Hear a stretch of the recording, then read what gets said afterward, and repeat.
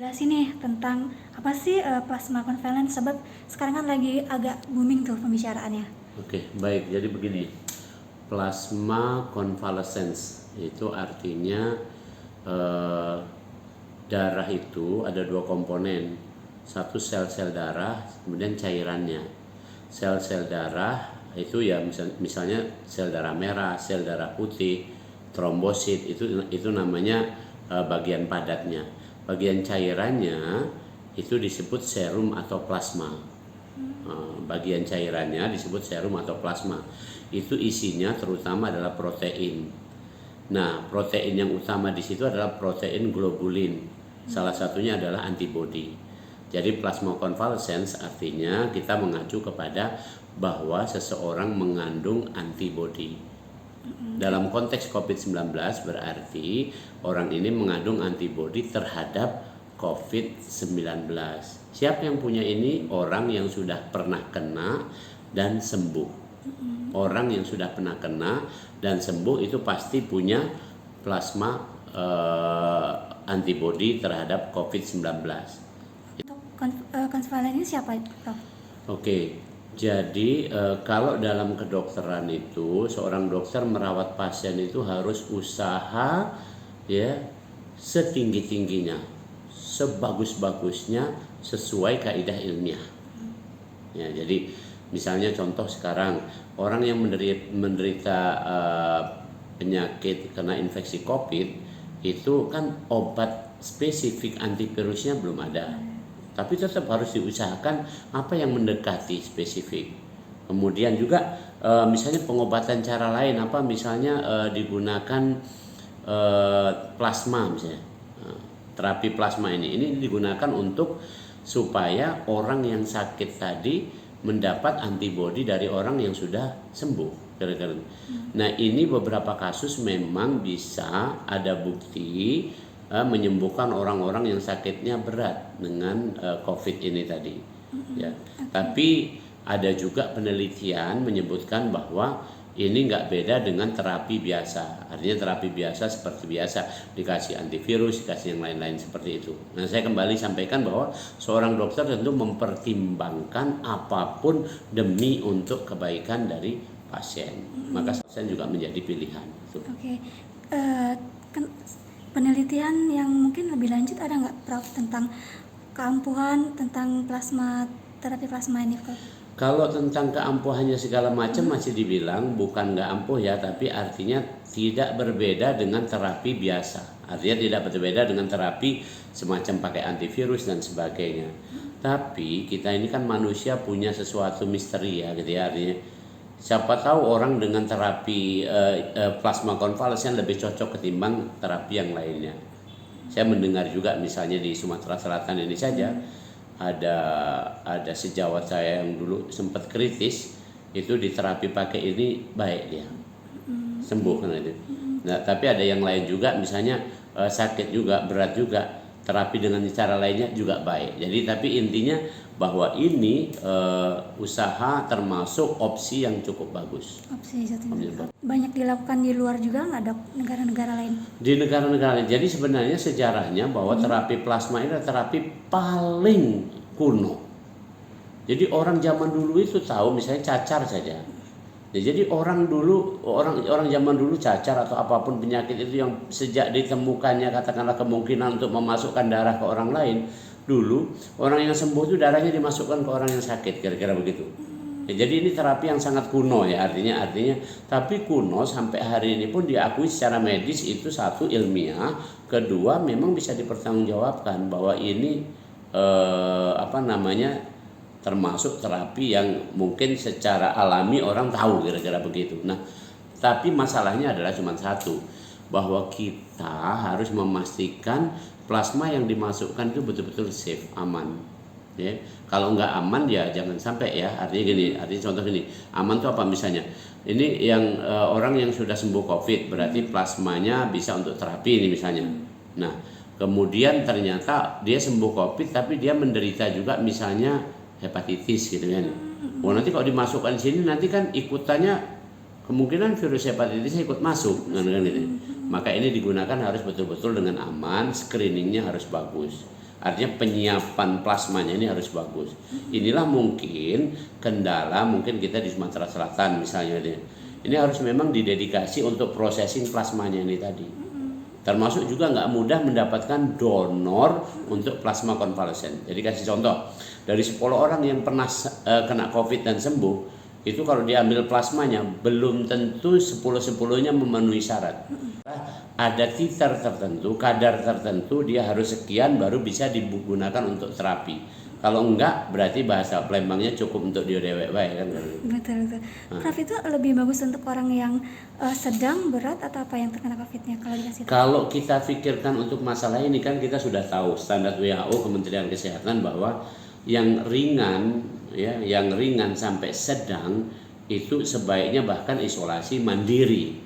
Artinya yang seperti ini nggak perlu plasma konvalesen, bahkan ini juga nggak perlu obat-obat yang begitu berat yang nanti justru akan berefek tidak baik untuk tubuhnya misalnya kan, kalau kebanyakan obat kan misalnya.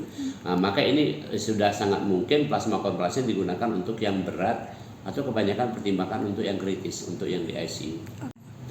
Kami di Rumah Sakit Pusri ini baru pekan kemarin sudah kami memulai diskusi dengan grup Popo Indonesia untuk kemungkinan kita mengadakan untuk terapi plasma konvalesen. Semuanya yang harus disiapkan, tempatnya, alat-alatnya, ya, kemudian juga nanti SDM-nya, dan tentu saja sejauh ini kita tahu bahwa soal darah, soal plasma itu semua adalah otoritas dari Palang Merah Indonesia, bank darahnya di sana. Jadi mereka yang sudah punya teknologinya, punya pengalaman, tentu saja ini nanti ada syarat-syarat yang harus dipenuhi. Tapi kami membuka opsi ini sejak pekan yang lalu. Artinya kita sudah diskusi nih. Ini diskusi bukan sekedar diskusi, tapi sudah sampai kepada apakah kita memang perlu mengadakan atau melengkapi peralatan dan sebagainya tadi itu. Nah, harapannya nanti kan nggak hanya peralatannya ya, tapi kita juga harus memikirkan nanti kira-kira siapa yang akan jadi donor dan sebagainya. Ini kan pendataannya harus bagus. Maka juga minggu yang lalu tuh ada diskusi tentang pada mendirikan paguyuban orang-orang yang sudah pernah kena gitu kan ya, supaya mudah dikontak nanti kan gitu kan ya. Kalau dibutuhkan atau apa segala macamnya. Jadi artinya ini nggak semudah kayak misalnya mohon maaf beli obat turun panas lah kira-kira. Menyarankan tidak untuk plasma ini, Dok?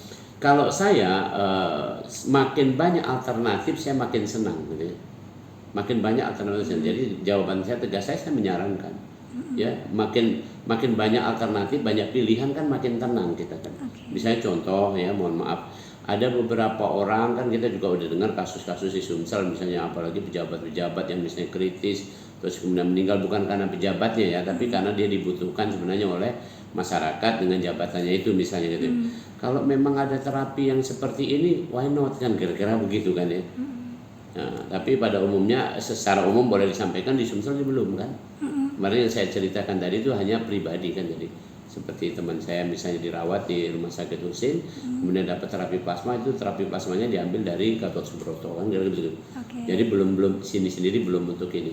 Saya berharap ini nanti ada tindak lanjut dari kalangan dokter, juga dari kalangan dinas kesehatan khususnya kan ya, sebagai regulator dari pemerintah, juga mungkin nanti PMI. Mari sama-sama kita beri banyak-banyak ya. Saya senang karena COVID ini bukan penyakit yang masalah datang terus pergi, tapi lama gitu kan. Termasuk vaksinasi juga itu masih akan berlangsung, kata Menteri Kesehatan, sampai 3,5 tahun ke depan. Artinya apapun usaha digunakan untuk mengobati orang yang sakit, untuk mencegah orang yang sehat agar tidak kena, itu saya senang. Dan hal khusus nggak yang harus dilakukan si penerima? kalau penerima kan umumnya tadi sakit berat ya. Tadi umumnya artinya dia di bawah pengamatan atau di bawah perawatan dari dokter di ruang intensif. Jadi dia sendiri nggak punya keputusan ya. Biasanya orang-orang yang sakit berat di ICU itu tentu dengan kesadaran yang turun. Bahkan ada di antaranya yang sampai koma kan, kira-kira begitu. Jadi apa yang harus dilakukan khusus itu semua udah dalam konteksnya perawatan dokter yang tadi. Dan dokter udah tahu bagaimana tindakan-tindakan, artinya sebelum, durante, selama, dan pasca setelah terapi plasma, itu semua sudah ada standar operasional prosedurnya sendiri. Kalau kan nanya di PMI itu kan sudah ada tuh. Nah, sedangkan plasma sendiri kan butuh kayak 2 kantong atau 400 cc. Satu kantongnya aja itu 2,5 juta, artinya butuh 5 juta. Kalau menurut dokter dengan tarif segitu gimana? Jadi begini, memang mahalnya itu ya, sekali lagi ya, saya boleh sampaikan kepada masyarakat supaya tahu ya, semua aspek di kedokteran ini bukan aspek bisnis ya. Hubungannya namanya hubungan terapeutik, hubungan pengobatan. Jadi kalau misalnya harganya segitu segala macam itu, satu karena memang keterbatasan sediaan. Yang kedua karena memang processing untuk itu nggak murah kan ini. Bahkan kadang-kadang mohon maaf itu kadang-kadang nggak balik modal, memang demi untuk kemanusiaan saja kira-kira itu.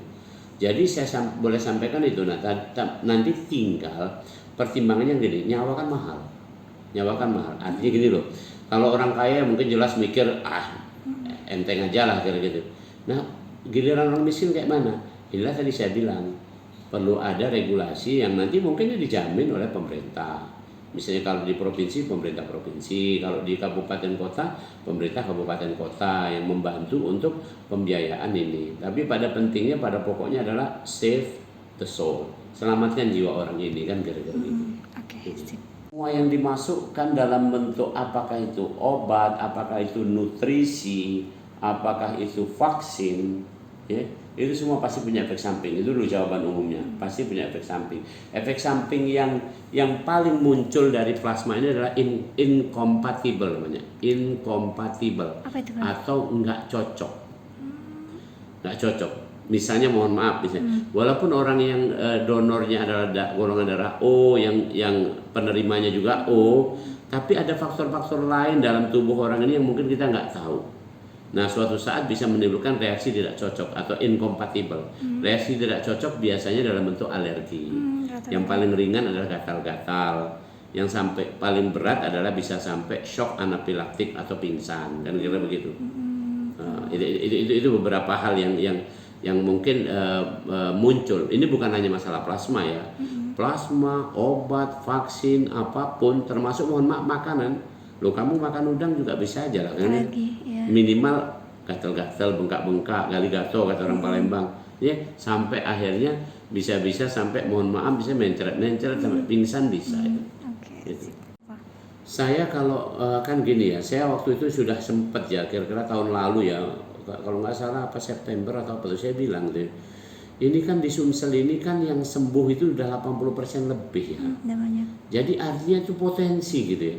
Anggaplah gini, dari 80% yang sembuh ini yang layak untuk terapi plasma untuk jadi donor 10%-nya, berarti kan 8%. 8% dari jumlah sekarang kasus di Sumsel anggaplah 13.000 atau 14.000, berarti kan itu berapa ya, banyak ya, ya ratusan gitu ya, kan lumayan, berapa kantong bisa dapat kita untuk itu kan ya. Nah saya sih kalau boleh mengatakan ini layak nih, bagus untuk dipikirkan untuk itu. Makanya kami khususnya saya Rumah Sakit Pusri ini membuka opsi untuk itu. Ini kita dalam tetap kajian karena nggak murah, ya nggak murah. Salah satu kemarin saya dikasih tahu untuk processing peralatan semuanya itu mencapai kalau nggak salah ini dari Pupuk Indonesia sih baru saya dapat kabar itu sampai hampir 10 miliar. Saya mikir waduh. Alatnya aja tuh Prof ya. Ya artinya peralatan dan segala macamnya lah kira-kira. Kan ini kan jangan dibayangkan contoh misalnya kayak dulu dikira PCR alatnya cuma satu, ya enggak lah ya. Laboratoriumnya itu harus dilengkapi ini A B C D E F G lah seterusnya gitu kan ya. Jadi kalau PCR sendiri harganya memang misalnya cuma 600 juta nih. Jadi sampai 1 miliar lah harganya katakanlah. Anggaplah kita 1 miliar. Tapi kayak kemarin saya bangun lab PCR itu habis 2,5 miliar. Peralatan lainnya ya. Karena peralatan lainnya kan banyak sama dengan. Jangan lupa subscribe, share, komen, dan like ya.